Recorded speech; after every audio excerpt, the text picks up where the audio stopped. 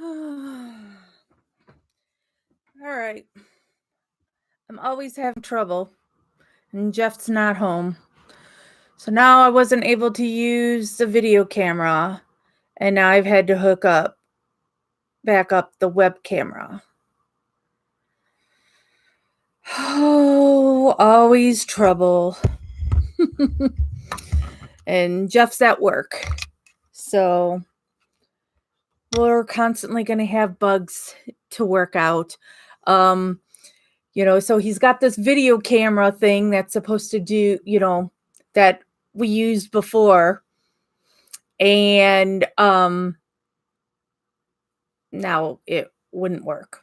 So we're using this time. And Miley, this isn't a sweatshirt. This is actually a onesie. I put on PJs, see? It's a unicorn onesie. Hey, Jen. So, hopefully you all can see me and hear me just fine. And now that I'm using the web camera, you're seeing the whole room, as opposed to Jeff always likes it to be just a little bitty thing here. So, what we're doing tonight is I already watched, we had a 3 o'clock showing of Dream Killer. And so, oh gosh, you got me on your 50-inch TV. Whoa. So we're going to play it again for those who didn't join us and you still want to be able to chat live as it goes. So, and this is the first week that we're doing this. So we'll see if it's something that I should continue doing on Fridays, that we watch it at my time, Central Time, at 3 and 7, or should I just do one, and the people who can be live at that time are live, and then the rest have to watch it recorded later. I don't know. It's you guys need to tell me what you think works best. Or we do a 3 o'clock showing of one documentary, and then when we go live at 7 for the other time zone, we watch a different documentary. So, but for today, we're going to watch Dream Killer again. And it just got released on Netflix.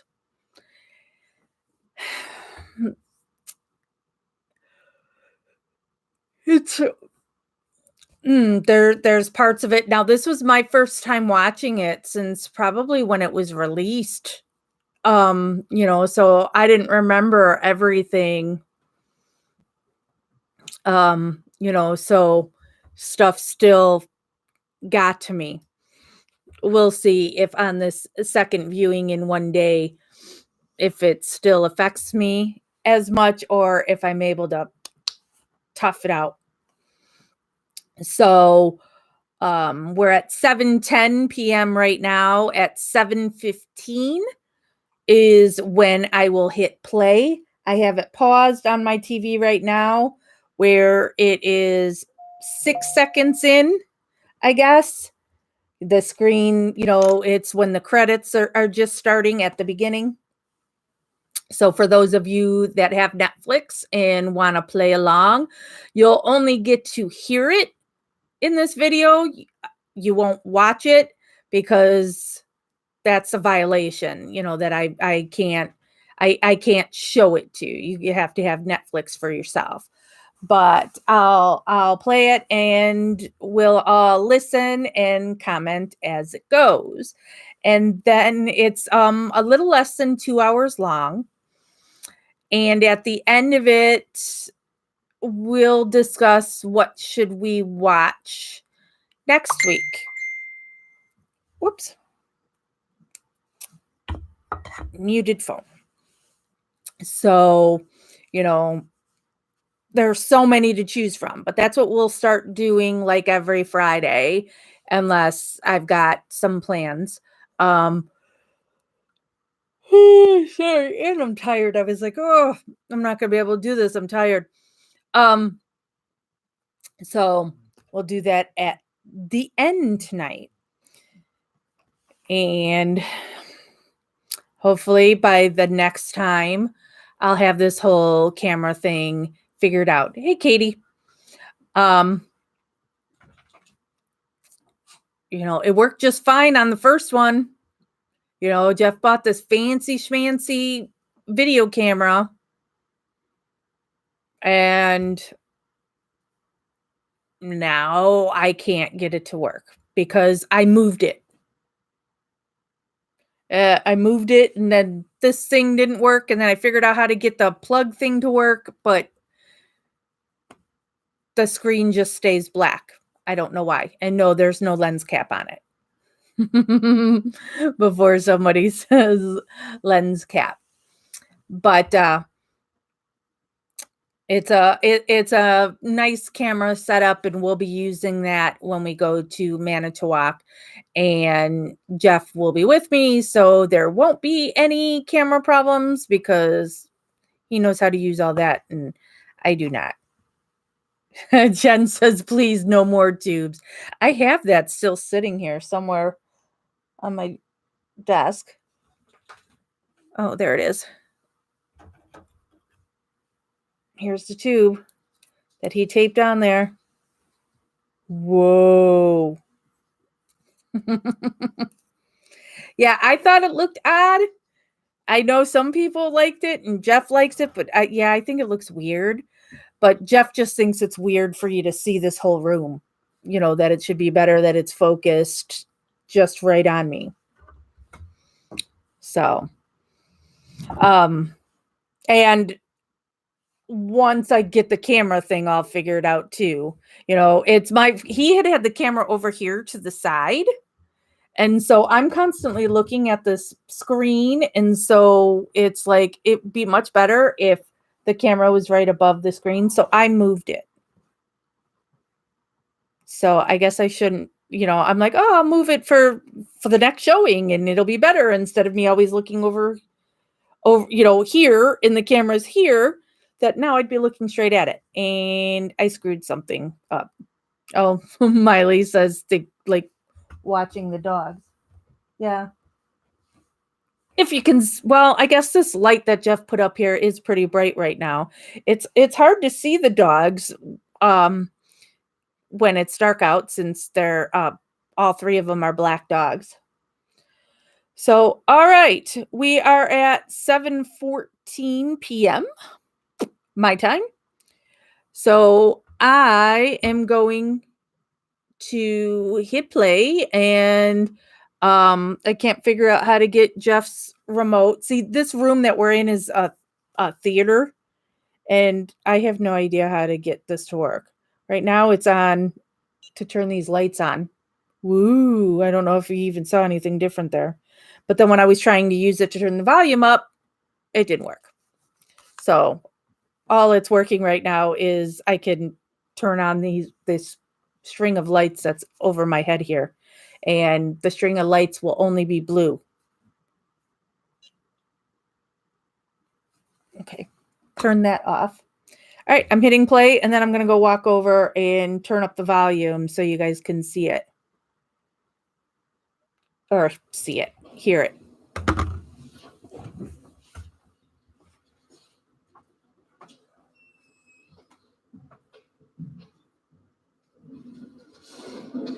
Tell us your name, please. Bill Ferguson. And what's your relationship to Ryan? He's my son.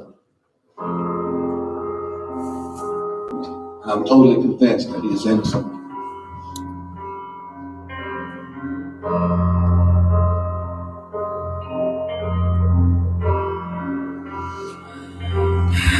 No, Jen, I don't think they got the idea from Ryan's case. I think it's just they were desperate to get rid of Stephen's lawsuit. And where was I when this guy got killed? seize the opportunity, because I don't believe the police killed Teresa Hallback. I think something else happened to Teresa, and since she had been at Stevens that day, they're like, okay, we're gonna make these pieces fit, so it's Steven. Ryan and I did it to get more money for drinks. I don't really blame people for hearing things and calling the police. I guess I subconsciously wanted to get the story out there. All right, 911. This is not an emergency, but I got something I really need to fucking say. Oh, okay. I know something that went down 2 years ago that I have to fucking say. Okay. All right, you know the reporter at the Tribune that was murdered and no one found out who it was? Uh-huh. I know what happened and I know the murderer.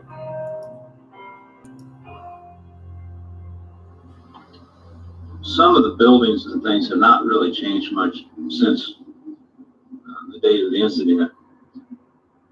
Can you tell me exactly where this happened? Yes. You see where this Jeep is at right up here, this kind of a beige colored Jeep? That is the parking spot where Mr. Heidel had his car parked. Does this look familiar to you? I mean, I don't remember most of what happened. Had you and Ryan performed any robberies at all prior to this? No. It was actually a really nice day. I only lived about a mile from school, and driving down the one-lane road, there was a car behind me. It's a big Tahoe, there's two big guys in it, and they're on my tail. And I take a right to my apartment complex. Right when I park, that same truck is pulling up behind me, and these two guys are getting out, like as I'm opening my door. I don't think they had badges, but they had guns and stuff, and they're talking about FBI. So they put me in this car.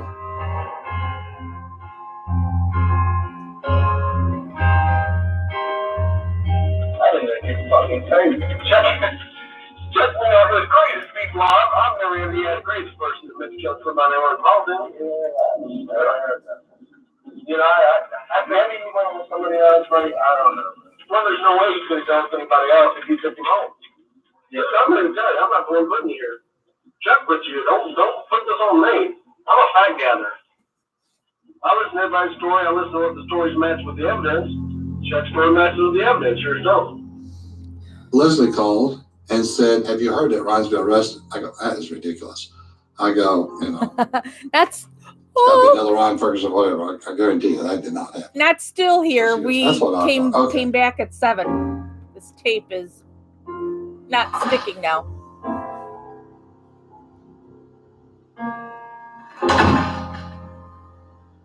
I can't recollect. I mean, it's just a trip for me to have to sit here and try to look at something that happened. Yeah, Maz, it's only after 7 here, and I could fall asleep too. Let's just stop right here. Okay. Now, one thing I'm not going to do is I'm not going to sit here and listen to this kind of gibberish. Okay, that's not. I'm going to waste my time doing this. No. Wait. Now listen. I'm going to start talking, and you're going to start listening. Okay. All right. I'm going to be point blank with you, pal. Right now, your hind end is the one that's hanging over the edge, and Ryan could care less about it. Okay? Do you understand me? Yes. Okay. Yes. Now, you better start thinking very clearly. Okay. Because it's you that is on this chopping block. Okay. What I want to hear is exactly what Ryan told you, because that's what's going to keep you in a position to where you're not going to be the sole individual out here responsible for what happened to Kent. Okay. Whose idea was it to go get money because you wanted drinks, you wanted dope, or whatever you I wanted? wanted to go home. It was Ryan's idea.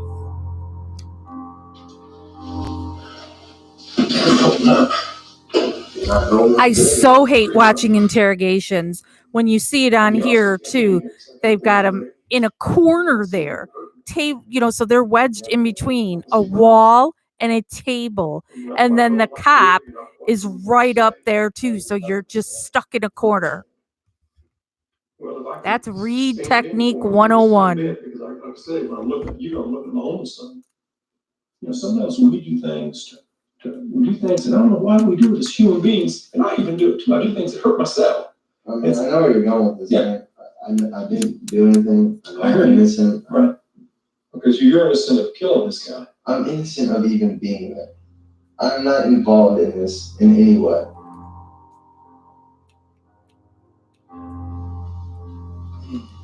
Going back to when you said that you hit this guy with the tool, how many times did you think you hit him altogether?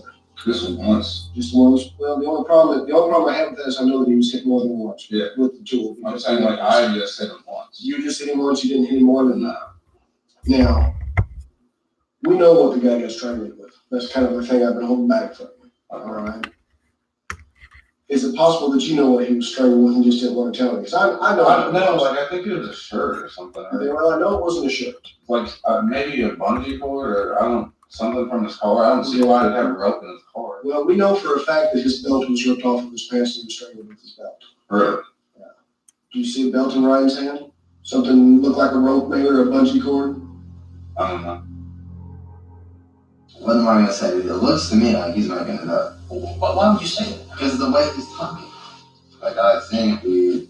You can't make stuff up that only people that were there would know about that we never released to the press. Maybe he was there. Oh, it ain't maybe. You said it all. You said a belt. You said strangle. Dude, I don't know what happened. You guys are asking me like, But you're saying, I know, you're man. saying I he's don't lying, know. he's making it up, maybe he was there. I mean, he can't both ways, either he knows what he's talking If about. I know what the hell he's talking about, alright? I don't know if he's lying, I don't know if he was there. You say he's there? Okay, he was there. I wasn't. It comes down to just people believing people. Yeah, well, And right now, nobody believes you. it sucks, dude. It does suck because you're not telling the truth. Y'all can say it 100 fucking times, alright? I'm Well, telling continue the to say truth. it. I'm telling the truth, man. There's nothing else I can say or do to prove my innocence, man. I was not with Chuck. Okay. I wonder why he was called Chuck all throughout this time, but then he says he doesn't go by Chuck. Call him Charles. It's like 8 o'clock in the evening. So Dark, I remember. was this I went to the door and there were two being young called people, Chuck just like college age. now One of them had a bad tape recorder. feelings, and so he doesn't And, want to be they go, considered "Are you Chuck Mr. anymore? Ferguson?" I go, I am. They go, we just want to know if you have a comment. Your son's been arrested for murder. I go, what? I said, no, that's not even possible. They go, well, was he born on October the 19th, 1984? I go, yeah. I go, that's your son. I go, okay, well, first thing, I want you to turn off that tape recorder. And the second thing, I want you to say goodbye, because I have nothing to say. There is a big break tonight in the murder of former Columbia Tribune sports editor Kent Heitholt. We go live to John Bassford, who is standing by at the Columbia Police Department with more. John? Teresa, police made the arrest in this more than 2.5-year-old case just this afternoon after receiving a tip. It must feel good to you all to have some resolution finally to this case. There is some celebration that's involved in at least having some closure to a case of this type. First of all, we look at their age on November 1, 2001, when the murder occurred. Both these individuals were 17 as of that day, and at being age 17 is an adult under Missouri law. Mr. Erickson is charged with murder in the second degree. Ferguson is charged with murder in the first degree, is punishable by life without parole or death. We're trying to figure out how this all came about. How did we end up in this situation? Nope, we did the one from 3 and it ended around a little after 5. 2-hour break. And now we're here starting at 7 for the next round. Hello, this is a collect call from Right, an inmate at the Bayonne County Jail. To accept charges, press 0. This call is subject to monitoring and recording. Ryan, oh my God, okay. Hey, how you doing? I didn't eat all day yesterday. They wouldn't let me get in the queue in Levy. I just said that word. Bastards. They didn't give you any food? No, they said they were going to give me some food, and they didn't give me anything. We've heard that before too, with the whole food thing.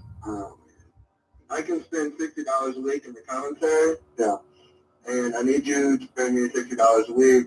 Okay. Is there anything else I can do? No dinner for me yet. I wait until Jeff comes home, and he's home somewhere in between 9 and 11. Well, you try to modify your attitude a little bit, but it's not going to help you to have that real mean negative attitude. Yeah, don't talk. You have 1 minute left. I get down that left down. I heard that. I'm visiting there when you can. Love you. I'm going to talk to you later, I guess. Okay. All right, man. I love you. I love you too, buddy. See you later. Okay, bye. Sure. We asked for bail, and the judge said, all right, let me think about it. All right. Good, Natasha. $20 There was a collective gasp. $20 million for bail. Are And you? then all of me, they looked That's like like us. that's insane. And I had this, like, for a moment, felt like saying, would you take a check? But I didn't. And everybody was just shocked. It turns out that $20 What is million this weirdo dog is the doing over highest here? bail anyone's ever received for a one count of murder in the United States.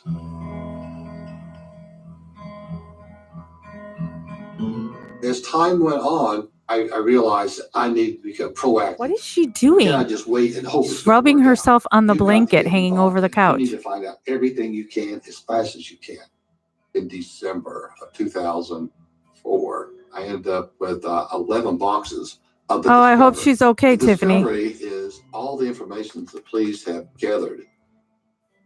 In this particular case, it was crime scene photographs. I'm just watching my weirdo crime dog. scene videos, numerous police reports, the results of fingerprints, hair analysis, blood analysis, and it's so that the accused has a chance to defend themselves.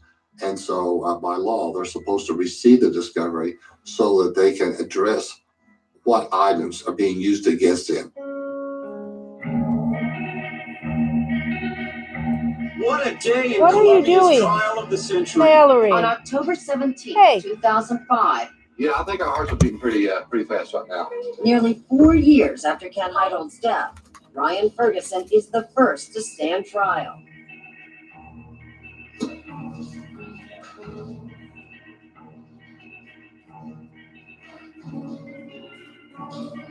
When we go into the trial, we know there is no physical evidence. We also had the video of Detective Short spoon feeding Erickson all the information. Erickson didn't have any original information. The evidence in this case will be that on October 31st, 2001, that's Halloween 2001, Charles, he goes by Chuck Erickson, and the defendant, Ryan Ferguson, both 17-year-old high school students, saw a man on the parking lot of the Columbia Daily Yes, Tribune Natasha, we're newspaper. listening to Dream Killer. Without warning, they attacked this man. Ooh, Tiffany, I got the flu shot for the first time ever in my life Walked up a couple weeks ago. struck the victim in the head with a tire tool. Thereafter, the defendant strangled the victim to death. He told the jury at the very beginning, ladies and gentlemen of the jury, there will be no physical evidence to connect Ryan Ferguson to this crime. But we don't need that to get a conviction because we have an eyewitness.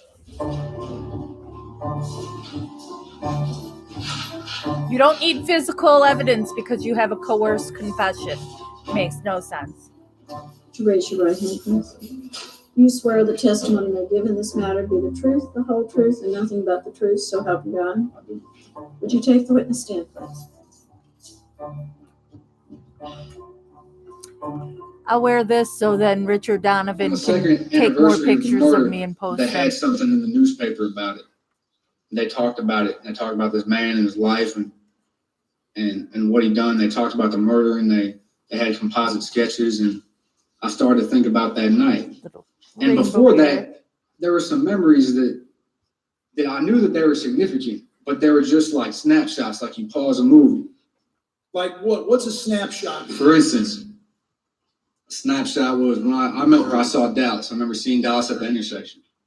I don't remember what I said to him. Something just clicked in my mind whenever I thought about that. I might be driving down Providence. Yep, I'm supposed to be at an event right now, but instead I'm in Well, a I saw unicorn Dallas there, but onesie. Why is this important? Why is this relevant to me now? there's things that you. Yeah, Maz, I hope you feel better. Back to you since you talked to the police. Yes, that's correct. When we first started on this, we didn't know whether he was innocent or guilty. We thought it was a fabulous story because of the very provocative police interview with Charles Erickson that seemed to indicate that he knew nothing about the case. And then when I get to the trial, I see him on the stand and he's suddenly this polished expert witness. I hit him. You hit it just like that? Well, I hit him more than that. How'd you hit him? I hit him like that. And he turned after I hit him the first time. He put his hands up. I kept hitting him. And how did you do Just like this. He went faster. I saw a lady, and I saw in the door that she came out of, there was a light on inside. I was really upset. I was almost on the verge of tears when I yelled. What did you yell? I yelled, go get help. This man needs help. What happened next? And I came around to Ryan's right. Don't give me the sickness. From behind him and to his right. I'm going to be outside most of the day tomorrow. I don't know how cold it's supposed to be here. I should look that up. And he was pulling up on the belt. You know, I told you before, I have no interest in putting anybody that didn't do it in jail. Yes, you did. I guess it's never too late. Tell us now if it was all a dream. I did this. He did this. I didn't dream anything. Why did you plead guilty? Because I am guilty. The objection is overruled. You may answer the question. Because I am guilty. I'm 100% certain that me and Ryan Ferguson committed this crime. And when you pled guilty, what was your level of certainty Were they in the same prison? Does anybody know? in this murder? I've never heard that part, if Charlie and Ryan were ever in the same prison.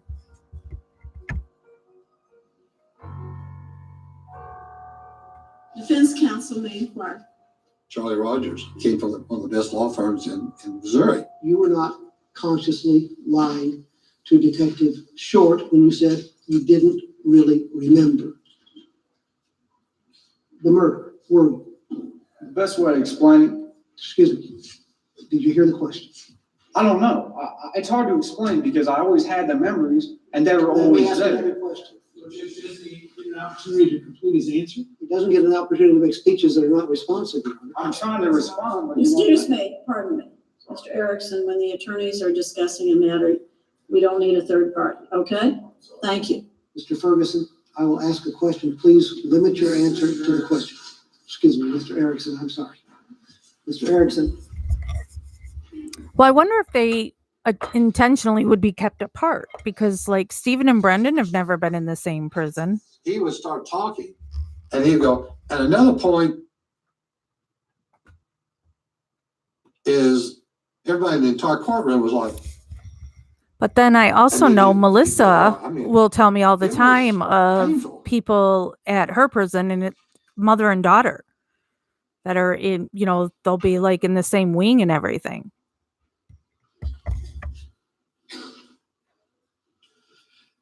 You told Detective Short that you thought Ryan had strangled Heidel with a shirt. Is that correct? I said I didn't know what it was. I thought it might have been a shirt. Okay. And he said, well, I know it wasn't the shirt, didn't he? Yes, he did. Because it certainly never occurred to you that it might be a belt. That's correct. And in fact, when Short told you it was the belt, you were incredulous, weren't you? I'm not sure. Would you, Mr. Weiss, play the segment?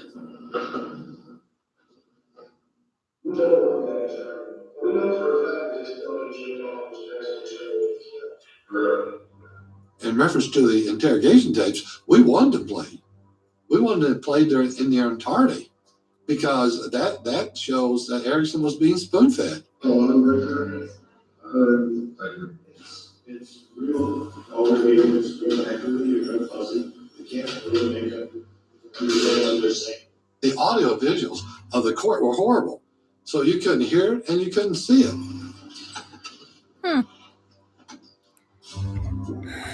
Oh, Rogers it's fuzzy. used a kind of like an X-ray in Melissa's case. Now, we told Rogers that we'd be happy to label the map for him that he had. That we'd label it for him. He goes, oh, no, I'll take care of it. I'll label it. Okay. So then the map is used as an exhibit. But the map was wrong, and he didn't know where anything was. Because guess what? Charles Rogers, our attorney, our esteemed attorney, never walked the crime scene. You labeled Ineffective assistance of counsel. and had that wrong, marked wrong on your exhibit all this time. All this time, and I'm now going to change it if I can. And I've now removed the label that says by George from the wrong place. And I'm going to put it on the right place. Mr. Crane, I think you may be blocking someone's view. Judge, can I block their view just for a minute here? Because I'm having trouble seeing this thing. There is no diner on this photograph that they've been showing this witness. That back when this photograph was taken, and I admit this is from having the benefit of living here in Columbia, the diner was up the street around the corner.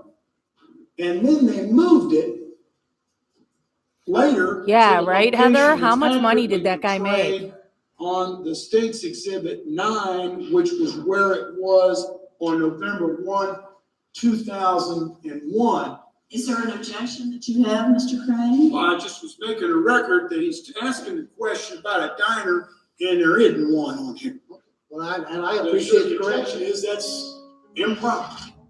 It was absolutely shocking. That's embarrassing. That was a bad moment. I'm saying, how are we going to recover from this? Yeah, I'm looking over at Ryan, and Ryan's like looking straight ahead like, oh my gosh, this is our attorney that we paid all this money for?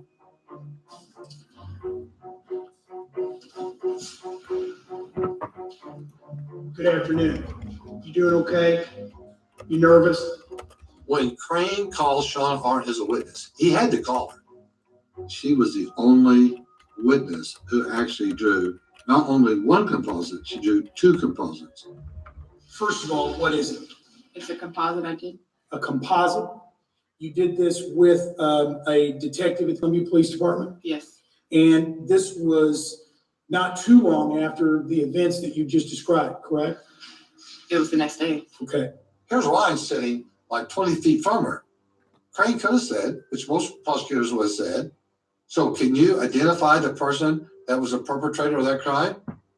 And if she would have said yes, he goes, is that person in the courtroom? Can you identify the person? He asked every question under the sun except that one. And then it's our turn.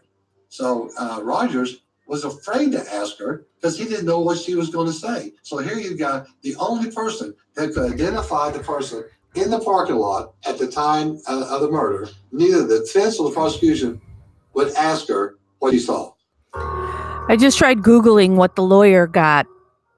I haven't found it so far, but if you didn't know, Ryan Ferguson was awarded $10 million. $1 million for every year he was in prison. Back in October of 2001, what was one of the places that you cleaned? The Columbia Daily Tribune. How long had you been a janitor there by that time? I believe it was about 6 months.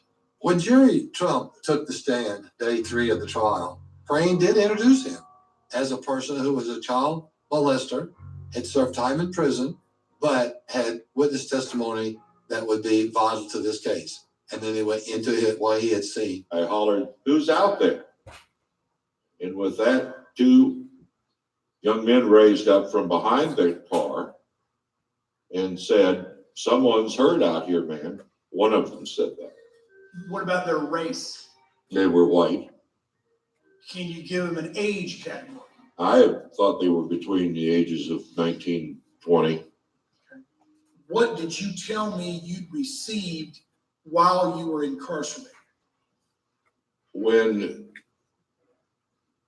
it was printed in the paper that somebody had confessed to the murder and named another individual, my wife sent me a copy of that article from the Columbia Daily Tribune. And I didn't know she was sending that. And opening my mail, I first turned to the two pictures and my mouth dropped. I didn't see the headlines or anything because I How recognized. did you first turn to the two pictures? I mean, That's just the way it was folded in the envelope. when you saw those, do you see in the courtroom here today one of the individuals that you saw at Mr. Highholt's vehicle on the early morning hours of November 1, 2001? Yes, I do. Could you point him out for us, The please? defendant. He came across very credibly, even though I know that he has a criminal background. It was an important moment in that trial. Mr. Ferguson, would you come forward? Are you aware that you have a constitutional right to testify if you and counsel believe that that's in your best interest? My just feeling, keeps falling. once I discovered that Ryan's gonna be called as a witness, Pumpkin was, squares. oh my God, this confirms, in my mind, my worst fear that we're gonna lose this case. I get to talk to Ryan just before he goes up and realize he's not even been prepared to be a witness. When you go through and you look at murder cases, it is rare, almost unheard of, to put the accused. Yeah, I'm sure that's what it You looks only like. do I'm that knocked in out. desperate situations. I should get another piece This of is your tape helmet. and put it on there. They told me. But I'm I lazy. was being arrested for a homicide. What went through your mind at that point? I mean, I knew I had never hurt anyone, so I wasn't really too worried about it. Ryan Ferguson, who took the stand, did not show a lot of passion. I believe you testified on direct. You thought Chuck was an odd man. Yes, Do you think that's funny? I think he's an odd man, yes. You think that's funny? It's not funny. Okay. I just thought you were Seemed smiling. I to- thought you thought it was funny. No, it's not funny, Okay. right? Well, I mean, this is America. If you want to laugh, you can. No, it's not allowed.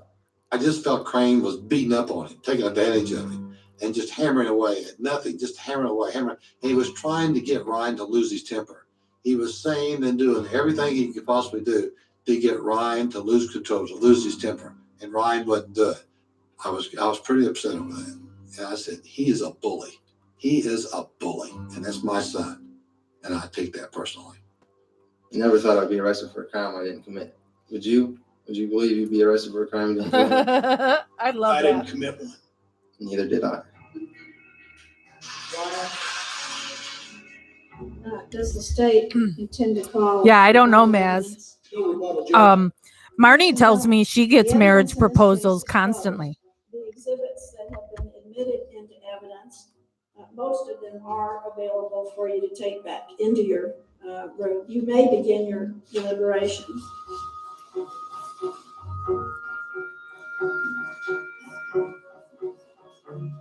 This is KOMU News at 6.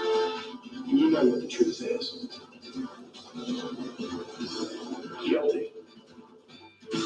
The jury's out in the murder trial of Ryan Ferguson. KOMU's Travis Thompson joins us now live from the Boone County Courthouse. Travis, the jury's been out for about 2 hours now. Any word yet on when a verdict might come?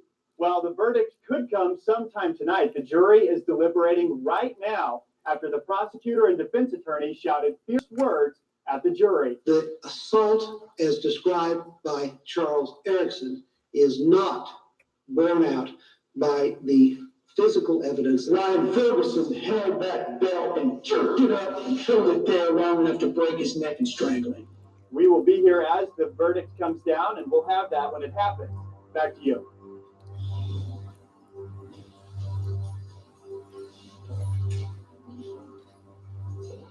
I was feeling very apprehensive.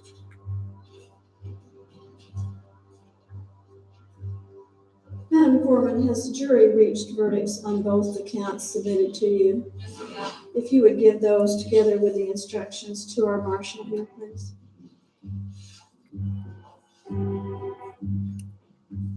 As to count one, we, the jury, find that defendant Ryan William Ferguson guilty of murder in the second degree as submitted in instruction number 11. Madam Foreman, is this the verdict of the jury on count one? As to count two, we, the jury, find the defendant, Ryan William Ferguson, guilty of robbery in the first degree as submitted in instruction number 13. Madam Foreman, is this the verdict of the jury with respect to count two? You have found the defendant guilty of murder in the second degree and robbery in the first degree. At this stage of the trial, it will be your duty to determine within the limits prescribed by law the punishment that must be imposed for those offenses. When Ryan first heard the verdict, I was looking at him and he was just shell shocked. I think he was just numb. Just numb. And he started crying. You know, how could you not? And we were all crying. It was terrible.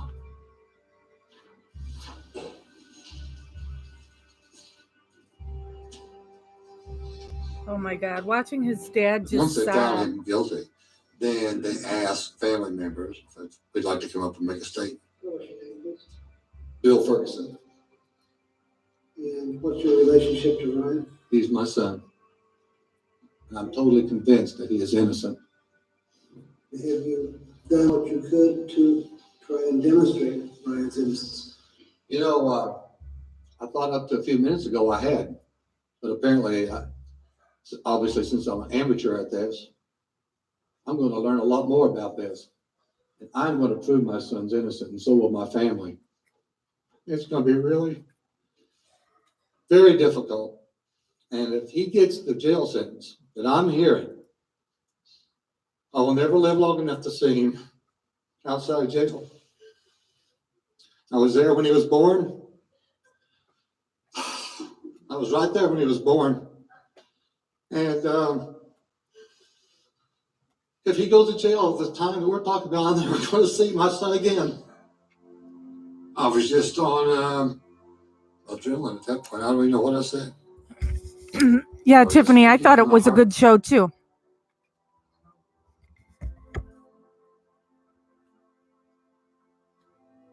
We, the jury, having found defendant Ryan William Ferguson guilty of murder in the second degree, assess and declare the punishment for murder in the second degree at imprisonment for a term of 30 years.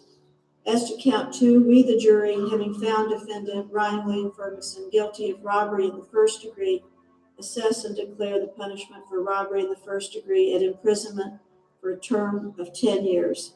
To actually hear it and knowing that he would be spending many years in prison, and there's nothing I could do about it. Or it is there? Swept away. It was just like an earthquake or a flood. Couldn't stop it.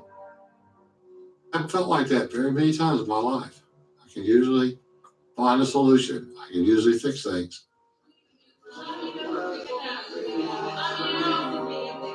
They finally let us out of the courtroom, and I went out, and there were a tremendous number of reporters and lights and everything. And so they go, "What are you going to do now, Mr. Ferguson? What are you going to do now?" And I go, "Well, in the words of John Paul Jones, we have just begun to fight."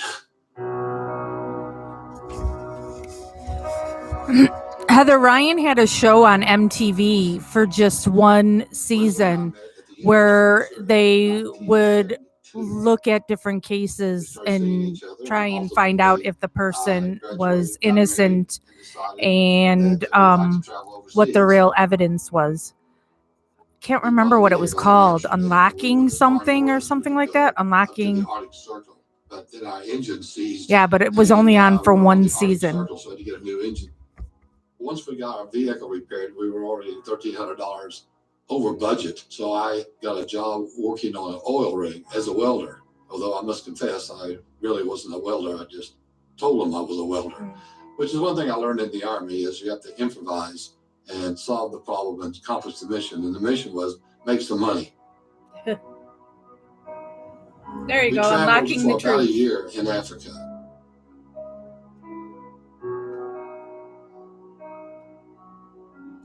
We knew financially we would be broke by the time we got to Australia, and we knew that there were teaching positions. All you really need is a degree in anything, they would let you teach in the outback of Australia. So that's what we had planned on doing.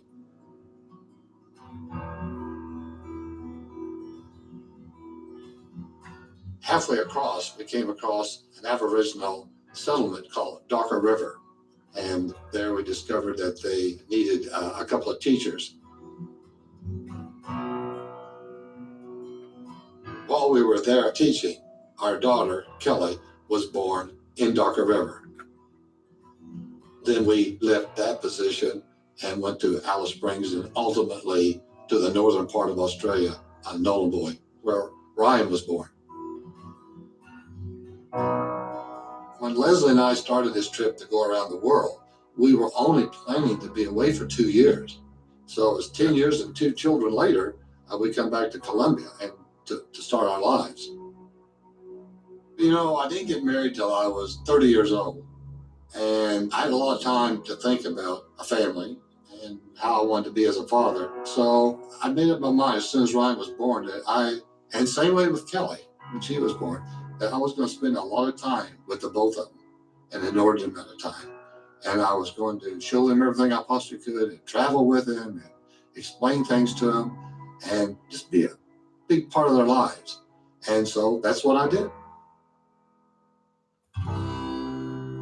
Ryan was just, he was a real easy kid to raise. You know, Bill and I have commented a lot that he was just such a loving child. You know, he would like to just come and sit on your lap and be comfortable there. Ryan was a very curious young man. He was very fit. He had the largest calves of any child his age. He was just a great He's such a physical proud specimen. father. And then as he grew older, and he would be around friends, a lot of times they go through a stage where it's like, your parents aren't so cool, you know, and they don't want to have anything to do with you anymore. And Ryan never really went through that. He would always give us a hug. A lot of kids at that age wouldn't do that. When I would take a trip in my real estate business to go to houses or put signs out, he would go with me. If I wanted to go to Kansas City or St. Louis, he would go with me. And then we started doing trips across the country, camping out, doing flow trips, and we just started spending an inordinate amount of time together. And so we just developed this bond as time went on.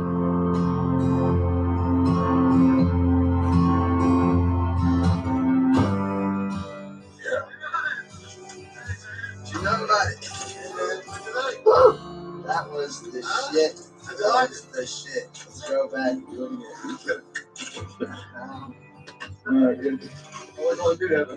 again.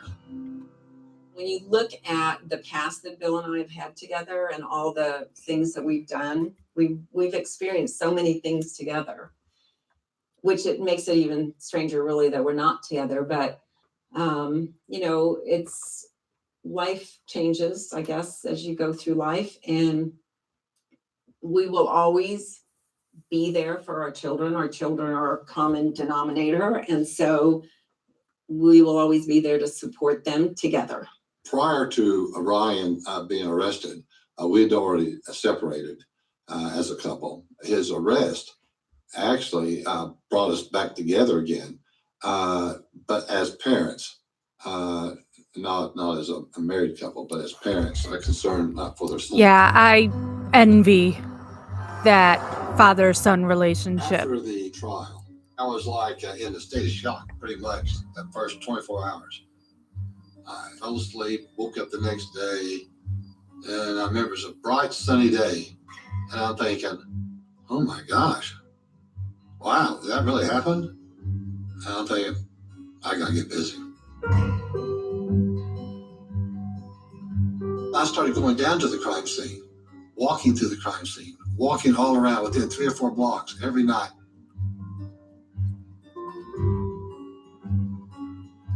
I'd like to go down when the moon was full, because the night that the crime took place, I just love this. and the temperature was about 60 degrees. And we talked about this in the earlier viewing, I would go down, but this say, is at 1 o'clock what in the I would morning, think any midnight, family and would stay do. down till like maybe I would 3:30, do. 4 o'clock. You would think the Hallbox would do. That you would want to go through all the evidence. And, you know, so for him to go and walk the crime scene Crime scene with me. all the And he did. time and he filmed it. So he started looking I mean, at just the amazing. murder. He's walked the crime scene at least 12 times. And allegedly, Chuck's saying they came through here and they hit him. And then other people said, well, we'd like to see the crime scene. And before you know it, I'm doing crime scene tours all the time. I don't care who it is. Very I never true, refuse man. to take anybody. It could be 1 people, it could be 10 people. Ashland School brought 2 busloads of kids up, and I took them on the tour. If you're looking into the world and you can see all the beautiful colors and all the amazing things going on, imagine just putting this gray film over it all, kind of like an overcast day or draft winter. And that's how it is in there. It's just this palpable gray sensation of everyone's emotions. You're blind to it until it really hits you and you realize that you're not going anywhere for a very sustained period of time, and this is life. Go into your bathroom, 10 by 10 foot bathroom, which is relatively nice, I guess, but take out the bathtub and put a double bunk. And then, your sink doesn't have any countertop and there's a toilet connected to it. And then imagine there just being like a desk with a stool. That is where I live. That's where I go to sleep. That's where I wake up. That's where I lock down to be counted every afternoon, every night. I mean, that's it. Steel door. When it shuts, it's loud. It lets you know you're locked up. Throughout the night, you hear a lot of noises. Melissa tells me, her door, they don't, over and over again. their door can be open all night. That will never go off. You hear people who are losing So, their minds and screaming. her and prison yelling, isn't beating like on that. The walls, the CO's keys as they walk past you. The worst sounds are the screams of people who are Yeah, Maz, my parents beaten got divorced or when I raped. was Shoes squeaking on the floors above you. 4 or 5.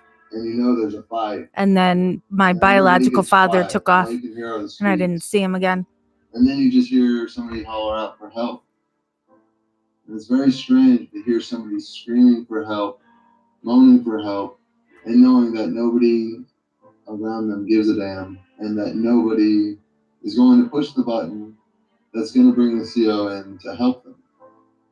Those are the noises that probably will never leave your mind.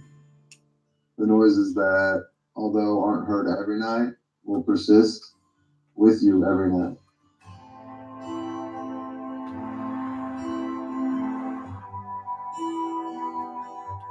I feel like I've been so fortunate in my life. So there's nothing in my life that would have ever prepared me or given me any little clue that something like this could ever happen. It totally throws you for a loop. It's like, this can't really be happening. And when it does, you just are, it seems like all your energy and effort is just going That's into life, trying to Miley. figure out how you're going to make it from one day to the next. You want to keep your life as normal as possible because all this stuff is going on that's not normal. With Bill, I think his way of coping is more, okay, I'm going to do something about this, so he's always plotting something because if he's taking some action, it makes him feel better because he's doing something.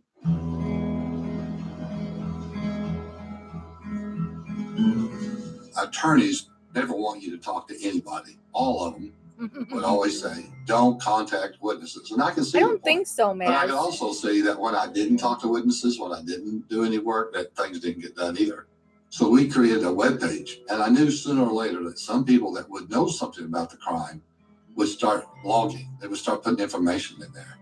And then one day, one person said, I have some information I'd like to share with you. And ultimately, we discovered What's on that was Shona website Horn. now?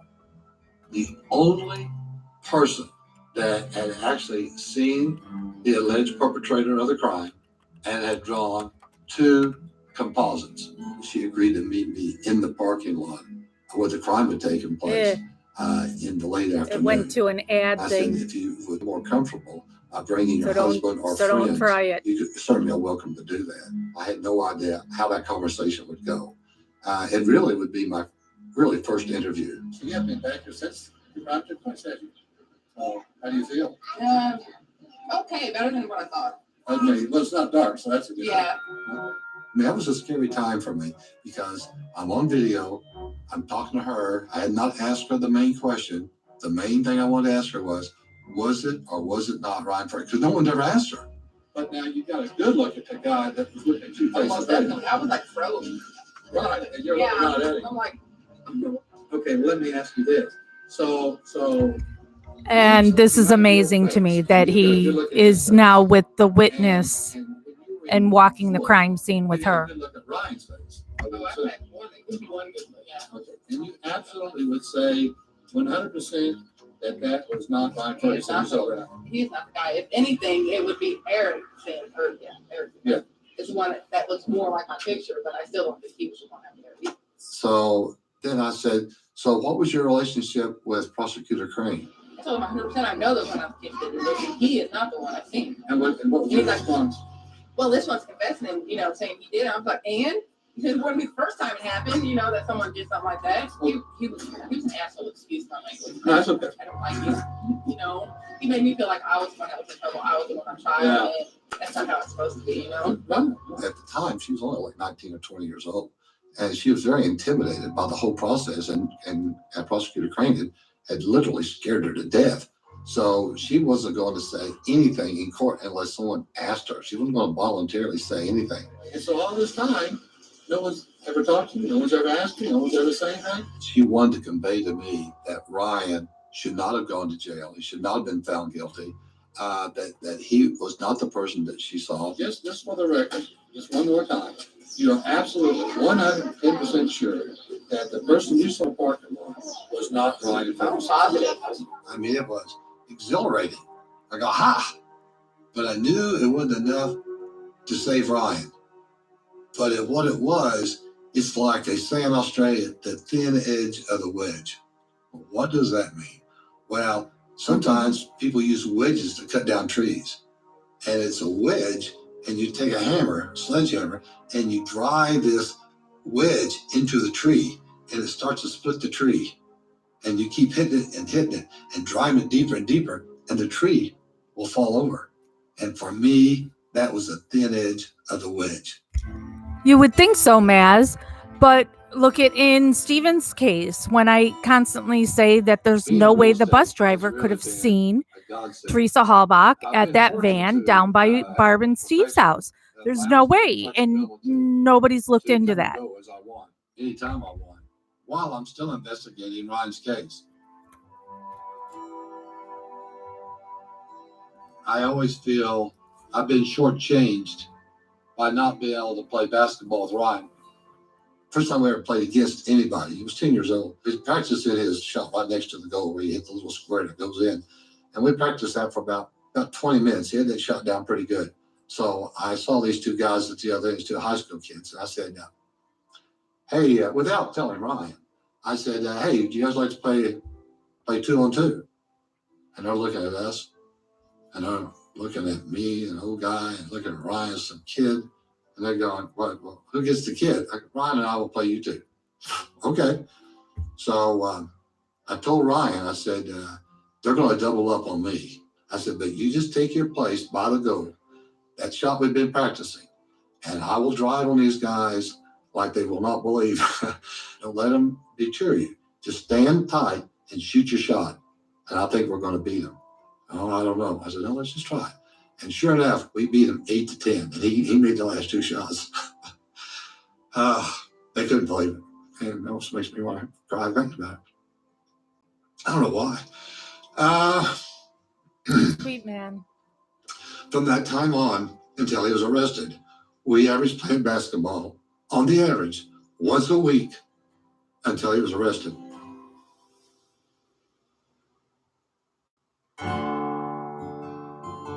Basketball has given me the opportunity to gain respect. And I'm not very good. I'm not trying to act like I'm good. In prison, it doesn't take that much to be good. I'm very intelligent for prison. So in here, I can play basketball a lot better than a lot of these people because they've never played organized sports. They've never actually understood that to get good at something, you have to practice it. You can't just go out and play it.